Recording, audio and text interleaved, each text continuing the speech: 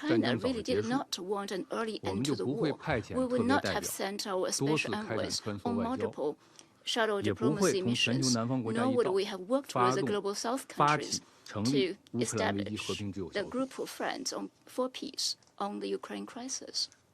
The fact is, since the beginning, the U.S. has used the Ukraine war to advance its geopolitical strategy and serve its own agenda. To sum up, first, the U.S.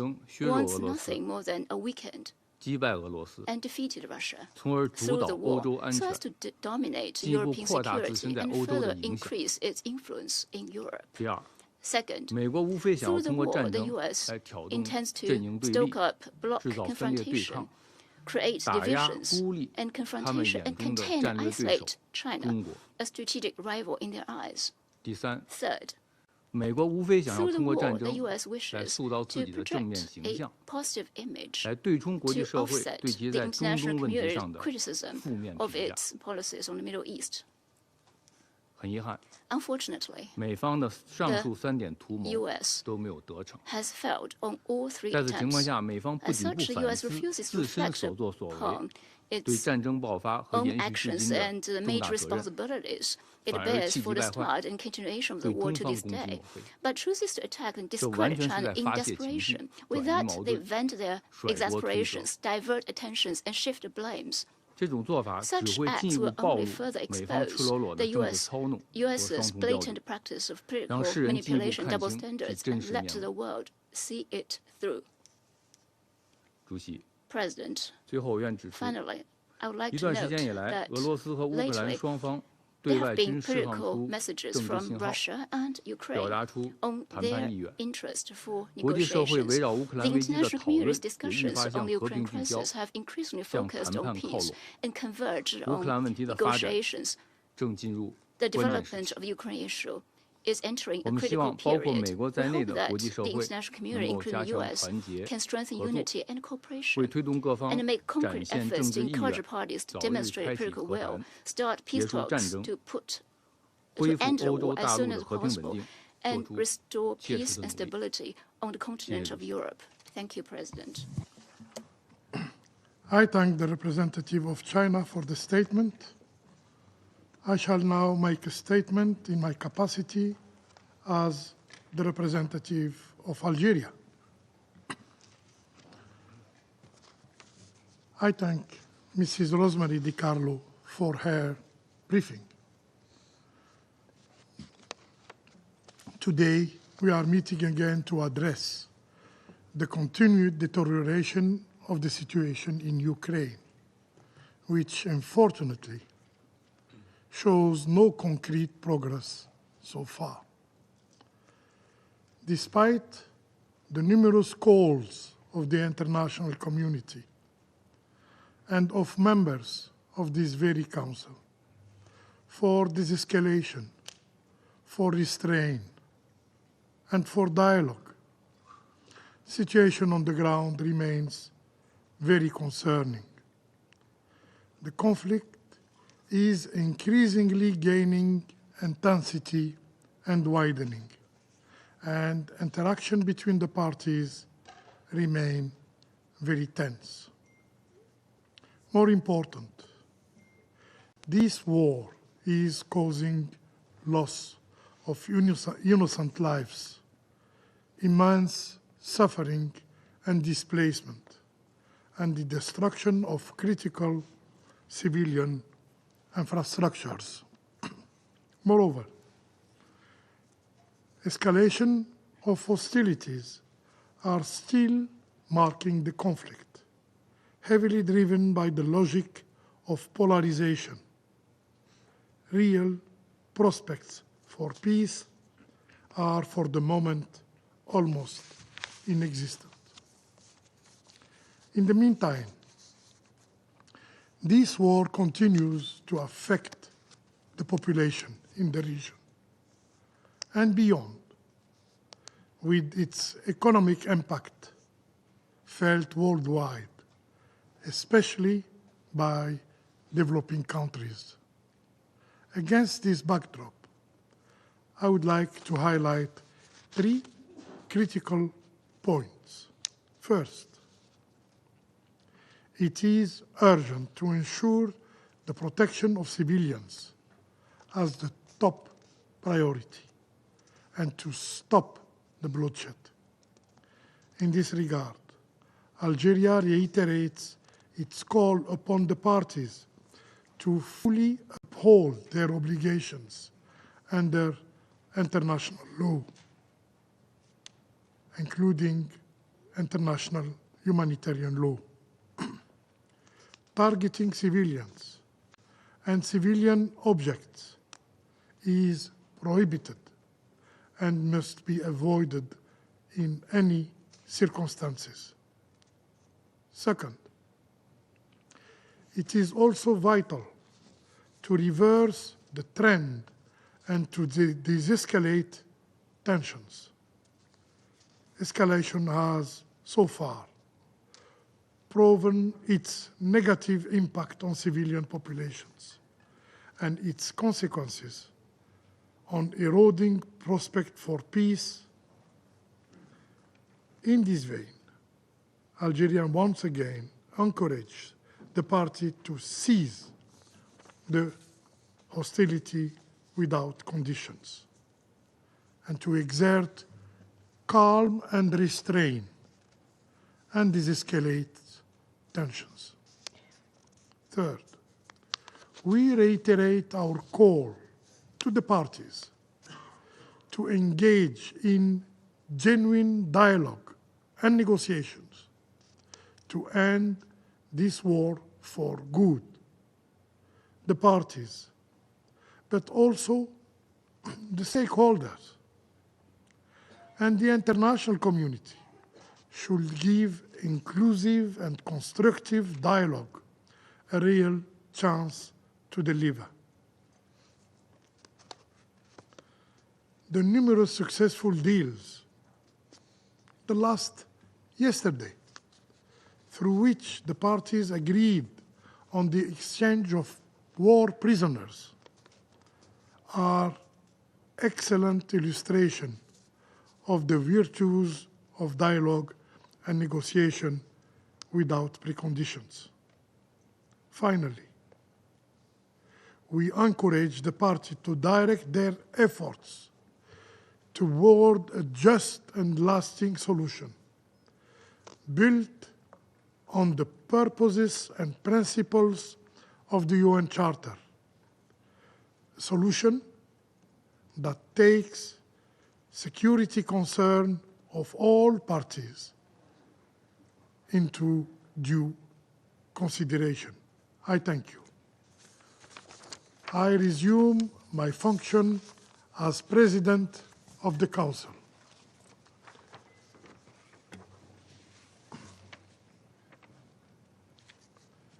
The representative of United States has asked for the floor to make a further statement. I give them the floor. Thank you, Mr. President, and I apologize for taking up this council's time, but I need to respond to the representative from China's comments. He has cited a lot of rhetoric that China has said, but we also need to look at facts and we need to look at action. The United States is not smearing China. It is a fact that Chinese dual imports have sustained Russia's war industrial base as Russia destroys Ukraine's infrastructure and Ukrainian lives. There is a responsibility here from China, and I ask my colleague from China, where is your condemnation of Russia? And where are your calls for Russia to end the war? If you are uncomfortable with the factual statements that we are making, the United States will stop calling out China for enabling Russia's war once we see that China is taking the steps to do so. Thank you. I thank the representative of United States.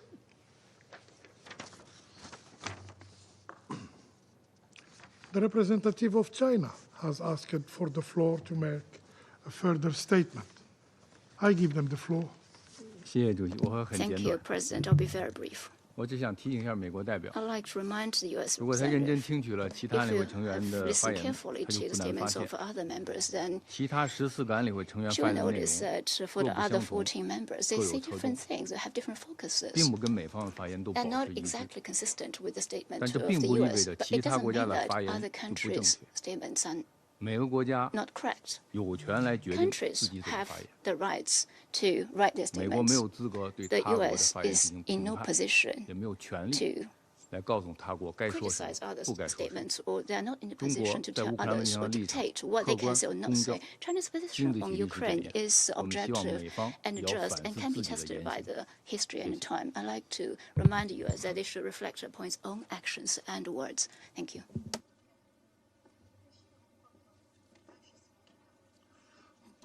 I thank the representative of China for his statement.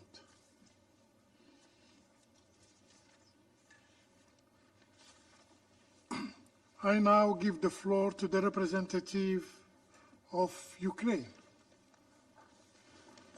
Well, thank you. Thank you, Mr. President, distinguished members of the Security Council, Under Secretary General Di Carlo.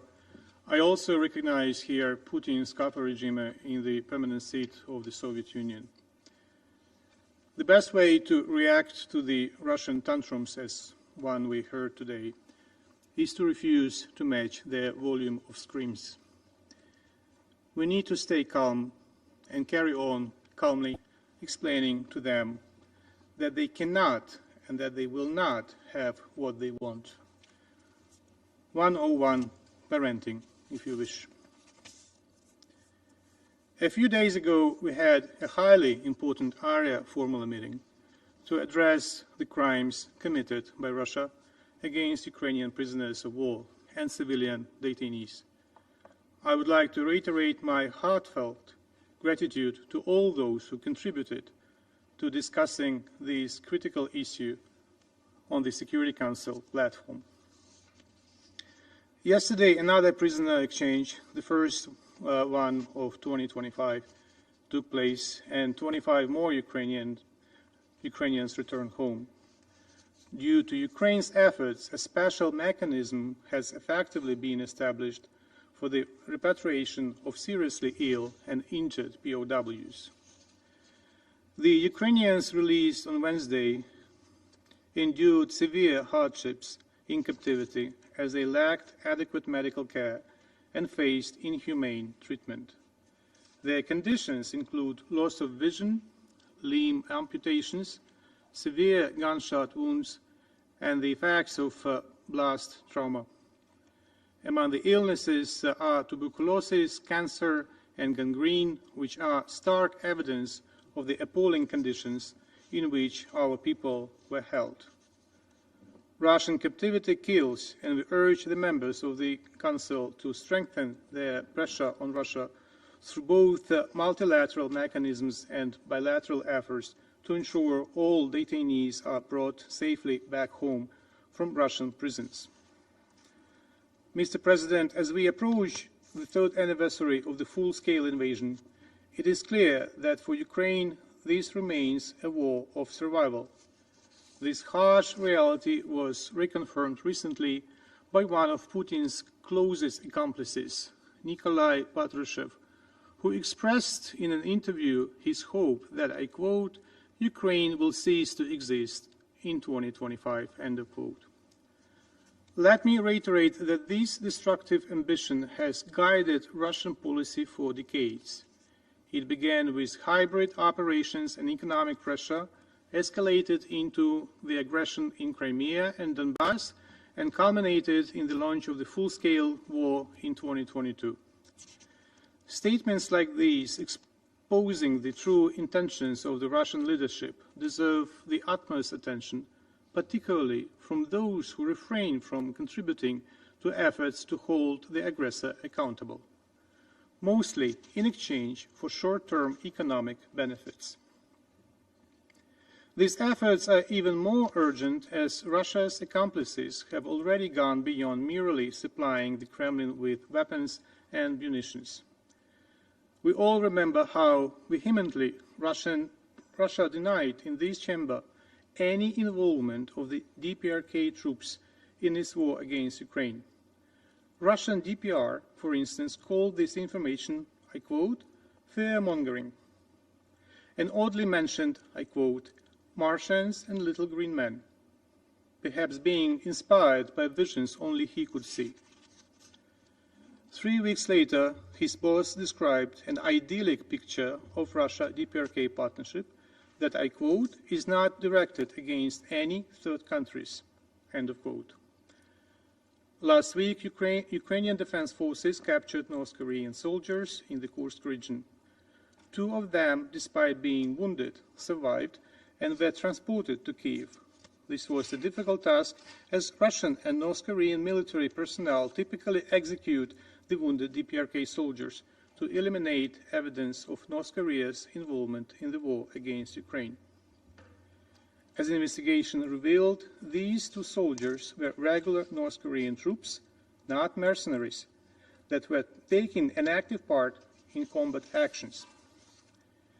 Immediately after their capture, the North Korean POWs received all necessary medical assistance. Now they are being held in proper conditions in accordance with the Geneva Conventions. At the time of capture, one of the detainees was found with a Russian-style military ID issued in the name of another individual registered in the Republic of Tuva, Russia. The other detainee had no documents at all.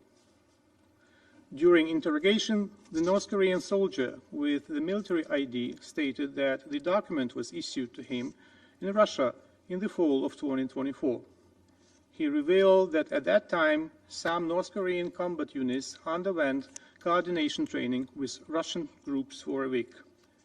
Notably, this prisoner, like many Russian soldiers at the beginning of the full-scale invasion, claimed he was sent for training, not to fight against Ukraine. The second prisoner corroborated this testimony. Mr. President, in satisfying its irrational Nazi-like hatred towards Ukrainians, Russia particularly relies on terrorist missile attacks targeting civilian infrastructure. The latest one was carried out yesterday. In the depths of winter, the Russian target remains the same, our energy infrastructure. Yesterday, Russia tried to hit gas facilities and critical energy systems essential for maintaining the everyday life of Ukrainian people. To this end, Russia launched 43 ballistic and cruise missiles, as well as 74 combat drones. At least 30 missiles and 47 drones were intercepted, and Ukraine has managed to keep its energy system operational. At the same time, those missiles that reached their target caused damage and destruction that resulted in the disruption of electricity and heat supply in various regions. This again testifies to the urgent need to strengthen Ukraine's air defense capabilities. Since the start of the full-scale invasion, Russia has spent more than $18 billion on missile and drone strikes against Ukraine. And Russia will persist with escalation as long as it has the financial resources to fuel this war. Oil and gas revenues constitute the main source to this end. It is essential, therefore, to dry up these revenue streams by strengthening primary and secondary sanctions against Russia's economy. In particular, the current sanctions pressure on Russian oil export capacities must be intensified. Russia's so-called shadow fleet consists of over 600 vessels, transporting approximately 90% of its oil. The aging tanker fleet represents a serious environmental and human health hazard, as evidenced by the recent incident with 2 Russian tankers in the Kerch Strait. The consequences of fuel oil spill affect not only Black Sea marine life, but also local communities in coastal areas. With reports of casualties linked to toxic fumes, we cannot allow such disasters to occur again anywhere else. We welcome the introduction of new US, UK, and EU sanctions against Russia's oil sector, sanctions against the shadow tanker fleet, against companies like Surgutneftegas, which serves as Putin's personal wallet. We are also grateful to the United States for imposing sanctions against the leadership of Russia's state atomic energy corporation, Rosatom. These designations are crucial to pressure Russia's nuclear industry, given the occupation of our Zaporizhzhia nuclear power plant. While referring to the above decisions by the United States, I would like to reiterate our profound appreciation for the cooperation and support by the US delegation under the able leadership of Ambassador Thomas Greenfield since the beginning of the full-scale invasion. I would also like to highlight today's signing of the 100-year partnership agreement between Ukraine and the UK. This agreement serves as a pivotal example of forward-thinking and pragmatic relations between 2 friendly nations, united in their determination to address the threats and challenges arising from Russia's war Further steps on sanctions track could include reducing the price cap on Russian oil to $40 per barrel, imposing sanctions on the captains of shadow fleet vessels and crewing companies, strengthening oversight of tanker insurance compliance, and restricting the passage of tankers blacklisted under international port control memorandums. Russia's war budget for 2025 is 25% bigger than last year's. If we want to stop the war, we should cut off Putin's cash flow. Putin will start thinking about peace only when his inner circle tells him he is out of money. Mr. President, Ukraine, like no one else, wants peace, but we will not accept the concept of peace at any price, as it will bring no real and lasting peace at all. This will just encourage the aggressor to continue violating international law, and not only in Ukraine. Russia's geopolitical ambitions go well beyond Ukraine. For those who may have forgotten the ultimatums Russia issued before the invasion, I would remind their core demand, I quote, NATO must revert to its 1997 borders. This is a point worth keeping in mind by some nations that joined the alliance at a later stage. If we want to live in a safe and secure world, we must spare no effort to counteract Russia's aggressive imperialistic policies. The implementation of the concept of peace through strength is the only effective tool to stop the aggressor and ensure a comprehensive, just and lasting peace in line with the principles of the UN Charter. The diplomatic path to such a peace lies through the implementation of the peace formula. We are also ready to consider other nations' peace ideas that take into account the need to restore the territorial integrity of Ukraine, do not equate the victim with the aggressor, and are based on the principle of nothing about Ukraine without Ukraine. They can be discussed in the formats offered by the peace formula. I thank you.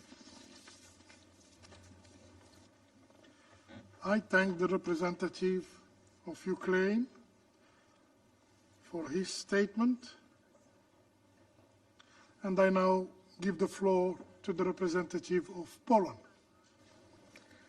Mr. President, Excellencies, I would like to thank USG DiCarlo for her perceptive, albeit unsettling, observations. Poland once again joins the international community in its ongoing condemnation of Russia's continued aggression against Ukraine. Russia's actions are not only unjustifiable, but also a blatant violation of the fundamental principles of sovereignty and territorial integrity enshrined in the international law and the UN Charter. The UN and other international bodies have repeatedly concluded that the actions taken by Russia in Ukraine fulfill the criteria of the legal definition of the war crimes. Despite these findings, Russia continues its criminal activities. The paralysis of the Security Council falls short of expectations bestowed upon it by the international community. This is precisely why a large number of states came together in the UN General Assembly to pass a resolution firmly recognizing Russia's actions as a war of aggression and have taken resolute steps to support Ukraine militarily, economically and politically. Poland is one of them. We appeal to all states to take decisive measures in solidarity with Ukraine. Particularly, energy support is crucial in this winter for sustaining Ukraine's resilience against aggression and ensuring its long-term stability. Mr. President, let us call a spade a spade. Russia is targeting its neighbors, employing its sinister toolkit of aggressive measures. This includes everything from acts like sabotage and espionage to outright violence, including assassinations. They manipulate information, spread lies, and launch cyber attacks. They violate our airspace, exploit vulnerable migrants, and try to strangle our economies. The situation in the Baltic Sea is of particular concern, where aggressive actions involving civilian vessels are taking place. We bring this issue to the attention of this Council due to its potential for further escalation. This is a concerted effort by Russia to undermine our security and achieve its own twisted geopolitical goals. We urge all countries to refrain from providing any kind of assistance to the war of aggression against Ukraine. We strongly condemn Moscow's irresponsible nuclear rhetoric and coercive nuclear saber rattling, including its announced stationing of nuclear weapons in Belarus. These actions demonstrate a posture of strategic intimidation and pose a serious threat to international peace and security. In conclusion, Mr. President, we demand that Russia immediately cease its war of aggression against Ukraine and unconditionally withdraw all its forces from Ukrainian territory. We wholeheartedly welcome and support Ukraine's unwavering commitment to achieving a comprehensive, just and lasting peace, as outlined in the President Zelensky's peace formula. Let us be clear, any acceptable future peace settlement must include ironclad guarantees for Ukraine and the region to prevent any recurrence of this brutal aggression. We categorically reject Russia's delusional belief that it stands above international law and can establish a sphere of subservient states, a concept that is not only tramples on the very foundation of the UN Charter, but also poses a grave threat to regional and global peace and security. And I thank you. I thank the representative of Poland for the statement. I now give the floor to the representative of Romania. Thank you very much, Mr. President, and thank you for allowing my delegation to participate in this meeting. I also want to take the opportunity to congratulate you for the way you steer the work of the Council. I also want to congratulate the new members of the Security Council. It is fair to say that there continue to be considerable expectations from the wider UN membership from this body, and I look forward to be witnessing the important work that you do in this Council. The Secretary General presented yesterday in the General Assembly his priority for 2025, and he reminded all of us that there is a world of pain, and that in Ukraine, the war is on the verge of its fourth year. It depends how we look at it. We approach the third commemoration of the invasion, of the aggression, but we're about to start the fourth year of this war. And it is heartbreaking that we started 2025 as a repetition of the period 2022-2024. Russia conducting large-scale and continuous attacks against civilians and Ukraine's civilian and energy critical infrastructure. And we just heard it from the distinguished ambassador of Ukraine. And the winter again complicates things even more for the civilians, but also for the humanitarians on the ground that are meant to provide assistance. And the war in Ukraine is not a European-only affair. The war in Ukraine is a global issue. Various briefings and meetings of the Security Council and of the General Assembly confirm the wide-ranging impact of this war on food security, maritime security, energy security, spiking of the prices. In a recent development, and as an unfortunate reconfirmation, Russia is supported in this aggression by other countries with soldiers, weapons, and more generally with a closing the eye approach. Defending the principles of territorial integrity, independence, and sovereignty has never been more needed. These are now normal times. The Security Council needs to lead, especially as we mark this year 80 years since the end of the Second World War and 80 years since these principles have been codified in the UN Charter. We are even more bound to uphold firmly the core principles of international law. Mr. President, a comprehensive, just and lasting peace in Ukraine includes firstly addressing the aggression and an immediate withdrawal of Russia's troops from the entire territory of Ukraine within its internationally recognized borders. And last but not least, accountability. In conclusion, we might get close to the fourth year of the war, but our support to Ukraine's fight for the core values of this world is resolute. Defending a country's independence, territorial integrity, and sovereignty is not optional. And this is the message that reverberates for 80 years. Thank you, Mr. President. I thank the representative of Romania for the statement. I now give the floor to Mr. Stavros Lambrinidis, head of the delegation of the European Union to the United Nations. Thank you. Thank you, Mr. President. Colleagues, I have the honor to speak on behalf of the European Union and its member states, the candidate countries North Macedonia, Montenegro, Albania, Ukraine, the Republic of Moldova, Bosnia and Herzegovina, and Georgia, in addition to Liechtenstein, Andorra, Monaco, and San Marino, align themselves with this statement. Let me thank, as others have, USG DiCarlo for her briefing.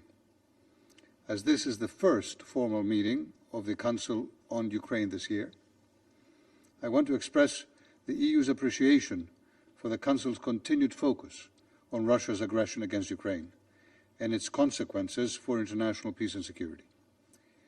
It is almost 3 years, dear colleagues, 3 years, since Russia decided to launch its full-scale invasion of Ukraine, and more than 10 years since it began its aggression against Ukraine, violating one of the core rules of international law, if not the core rule. 3 years of violence, of destruction, instituted and perpetuated by a permanent member of this Council. This is not just existential for Ukraine or for Europe's security, but also for the whole UN membership, for the UN itself. There can be no justification for such a blatant violation of the UN Charter. There can be no justification for such a blatant violation of the UN Charter. In response, the international community has come together, including here at the UN, to condemn this aggression and stand up for the UN Charter. This year again, we must continue to stand firm and united in defense of the founding principles of this organization.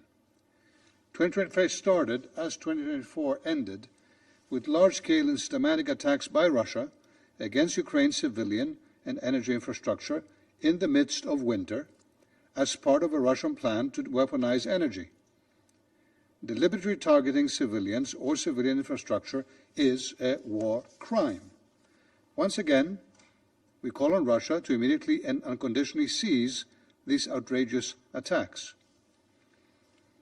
Earlier this week, this Council learned firsthand about Russia's treatment of Ukrainian prisoners of war and civilian detainees. The UN's Independent Commission of Inquiry has concluded that Russian authorities committed crimes against humanity through a coordinated state policy of systematic and widespread use of torture across their detention facilities. Ukraine didn't decide this. You or I didn't decide this. The UN's Independent Commission of Inquiry found this. We are alarmed at the rise in reports of summary executions of Ukrainian service persons captured by Russian forces. We call on Russia to uphold international human rights and humanitarian law and ensure unimpeded access of the ICRC and human rights monitoring mechanisms to prisoners of war. We reiterate that Russia and its leadership must be held fully accountable for waging this war of aggression and for other crimes under international law. We also recall the legally binding order of the International Court of Justice of March of 2022 for Russia to immediately suspend its military operations in Ukraine. We call on all third countries to immediately cease any and all assistance to Russia's aggression. This includes both direct military support and the provision of dual-use goods and sensitive items that sustain Russia's military-industrial base. In addition, the European Union strongly condemns the deepening military cooperation between Russia and the DPRK and Iran. The deployment of DPRK troops in Russia's illegal war of aggression blatantly violates UN Security Council resolutions. The EU urges all states to comply with their obligations under international disarmament, non-proliferation, and export control agreements. Colleagues, at the dawn of the new year, and in the midst of Russia's continued attacks, the call for a comprehensive, just and lasting peace anchored in the UN Charter remains as essential as ever. The EU supports all meaningful efforts to bring an end to Russia's war. As clearly stated by the UN General Assembly, the path to peace is for the aggressor to immediately, completely, and unconditionally withdraw all its troops. I also want to stress that no initiative regarding Ukraine can be taken without Ukraine. President, in 2025, as in 2024, the courage and resilience of the Ukrainian people continues to inspire our action. We will continue to support Ukraine and its people against Russia's aggression, and we will do so for as long as it takes. Thank you. Thank the representative of the delegation of the European Union to the United Nations. I now give the floor to the representative of Estonia. President, I have the honor to speak on behalf of the three Baltic states, Latvia, Lithuania, and my own country, Estonia. We align ourselves with a statement of the European Union. And please allow me to use this opportunity to welcome all of the new members of the UN Security Council. And I very much thank USG Rosemary DiCarlo for your most useful briefing. And we also commend OCHA in Ukraine for their admirable efforts in mobilizing and coordinating aid to people whose lives have been upended by Russian aggression. We urge UN membership to step up life-saving contributions to the Ukrainian Humanitarian Fund. President, according to UN Human Rights Monitoring Mission in Ukraine, at least 2,064 civilians were killed and 9,089 injured in 2024, a 30% rise compared with 2023. Starting from the New Year's Day, Russia has already killed civilians in Kiev, Kherson, Zaporizhia, and Chernihiv, while also continuing to shell Ukraine's energy infrastructure.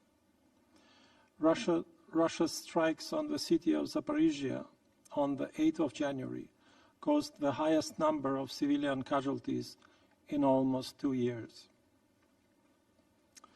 There has also been alarming increase in execution of prisoners of war by Russia in recent months. Deliberate torture, killing of civilians, and murdering prisoners of war are grave war crimes. Continuing abduction and deportation of Ukrainian children, for which the ICC has issued an arrest warrant to Putin and Lvova Belova, constitutes another reprehensible violation of international law by Russia. In addition to the daily atrocities against Ukrainian civilians, on the 25th of December, Russia downed a commercial airliner flying through its airspace, killing 38 people and seriously injuring many others. This is a horrific act, underscoring the regime's disregard for human life and international law. Sadly, this tragic incident is not an isolated case. To remind that 5 years ago, Iran killed 176 people on board of the Ukrainian International Airlines flight PS-752, as it was shot down in the Iranian airspace. In 2014, the Russian-backed forces in eastern Ukraine shot down the Malaysian Airlines flight MH17. Russia and its accomplices have a proven history of recklessly endangering civilian air travel, including downing civilian aircrafts and subsequently attempting to cover up their crimes with a barrage of disinformation, propaganda, and outright lies. President, I want to repeat loud and clear in this chamber again. Russia's war of aggression is not compatible with its permanent member status at the UN Security Council, as it is Russia itself who has become the biggest threat to global peace and security. It is Russia itself who has become the biggest threat to global peace and security. President, Russia does not act alone. The involvement of Iran, the DPRK, and Belarus in Russia's aggression against Ukraine must stop immediately. The transfer of weapons between the DPRK and Russia and the involvement of the DPRK's troops fighting on Russia's side continues a major constitutes a major escalation with far-reaching global consequences, and by the way shows Russia's desperation on the battlefield. We continue to urge China as a permanent member of the United Nations Security Council with a particular responsibility to upholding the purposes and principles of the UN Charter, to exercise its influence to end Russia's war of aggression against Ukraine. President, against a backdrop of constant calls for peace around this table, Russia's leadership, driven by its imperialist delusion, has ruled out ending the war in Ukraine until the goals of its aggression are achieved. Putin wants to erase sovereign Ukraine as a political and cultural entity completely, nothing less. So we stand with the Ukrainian people and reiterate our unwavering support to Ukraine's right for self-defense and to Ukraine's sovereignty and territorial integrity within its internationally recognized borders. We call upon all UN members to support Ukraine's peace formula, which is the only viable framework to secure a comprehensive, just, and lasting peace in Ukraine, based on the principles of the UN Charter. I thank you. I thank the representative of Estonia for the statement.